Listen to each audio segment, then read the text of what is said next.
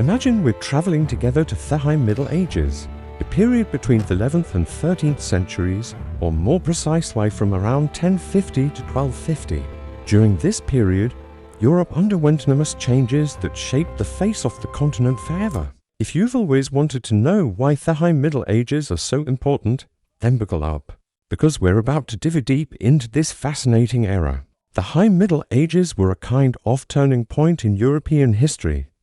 Previously, in the early Middle Ages, life was rather simple and rural, but from the middle of the 11th century onwards, profound changes took place. Europe began to awaken, not only culturally, but also economically and politically. One reason for this was the rapid population growth. More and more people meant that new areas had to be developed in order to produce enough food. Agriculture made progress and new trade routes emerged, bringing prosperity to the cities. This upswing led to the development of crafts and even an early banking system, especially in the trading centers of northern Italy. Imagine cities like Florence and Venice experiencing an economic boom that not only filled the local markets but also promoted international trade. These economic developments developed, people became more mobile, both geographically and socially, which meant that many people had the opportunity to move to new areas, or even rise to a different social class. However, the High Middle Ages were not only a time of economic growth. Culturally, a lot was happening. The Church, which had now gained a foothold in large parts of Northern and Eastern Europe, played a central role in people's everyday lives, but this also brought conflict with it. The secular rulers and the Church repeatedly clashed, especially in Thessaly investiture controversy. This conflict revolved around who had the right to appoint bishops, the Church or the king. The Pope wanted more power, but the kings were not prepared to give it up. This led to the investiture controversy. This conflict revolved around who had the right to appoint bishops, the Church or the king. The Pope wanted more power, but the kings were not prepared to give it up, which led to tensions that shaped political events in Europe for centuries. Amidst these power struggles, however, spiritual movements also flourished, with new orders such as Cistercians and Premonstratensians, and changing the spiritual life of Europe. They emphasized simplicity and humility, which also influenced the architectural style of churches and monasteries during this time. At the same time, education gained importance and the first universities were founded, including famous institutions such as the University of Bologna, which was particularly renowned for its law studies. Theology and medicine also experienced an upswing, especially in France. This development was partly due to the rediscovery of ancient writings, which were brought back to Europe through contact with the Arab and Byzantine regions. But it was not only about theology and law. i.e. the simple people who did not belong to the Church began to learn to read and write. This had previously been almost exclusively reserved for the clergy. But in the High Middle Ages this changed. Literature and poetry became more popular and no longer only religious themes were dealt with. Stories about knights and their adventures captured the hearts of people. The Romanesque style of architecture, characterized by massive stone buildings and round arches, dominated the architecture. Speaking of knights, the High Middle Ages was also the heyday of chivalry. The Crusades to the Middle East, but also to southern Spain and the Baltic region shaped the self-image of the knights.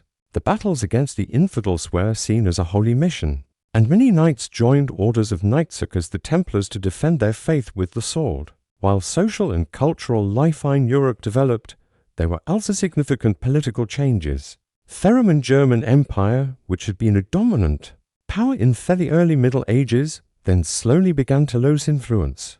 The rule of the Thessalian dynasty, a powerful dynasty, was taken by the investiture controversy, and the Stauffers who followed them were unable to make up for these losses. At the same time, other powers gained influence, particularly France and England.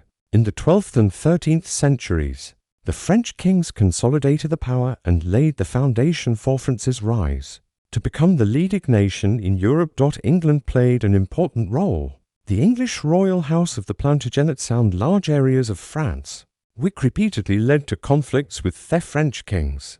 These battles lasted for centuries and laid the foundation for the Hundred Years' War, which would later break out in the late Middle Ages.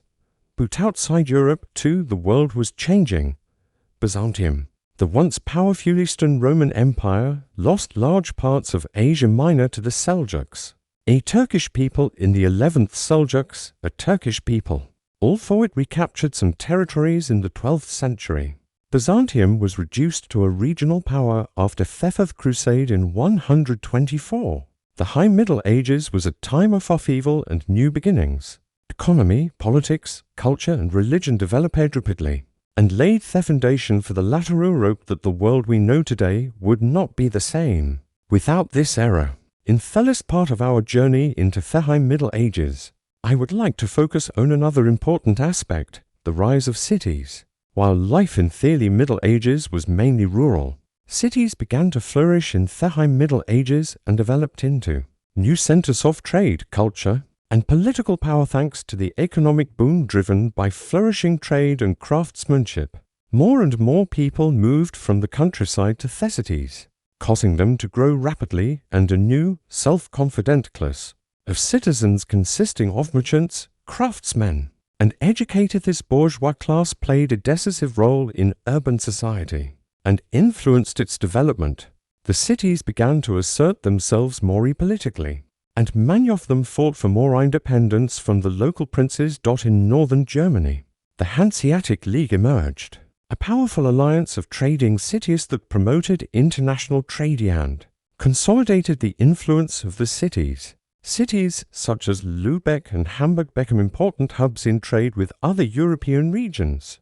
Culturally, there was also a lot going on in the cities. Markets and fairs brought not only trade but also entertainment and nudities. Night tournaments, festivals, and religious celebrations attracted people and created a communal urban life. One could say that the High Middle Ages laid the foundation for the modern city and bourgeois life that still characterizes Europe today. If you enjoyed today's episode, please subscribe to the channel. In the near future, we will be posting more videos on the Middle Ages, the Crusades, and much more. There, we will take a closer look at the most important aspects of our human history. Stay tuned, and see you next time.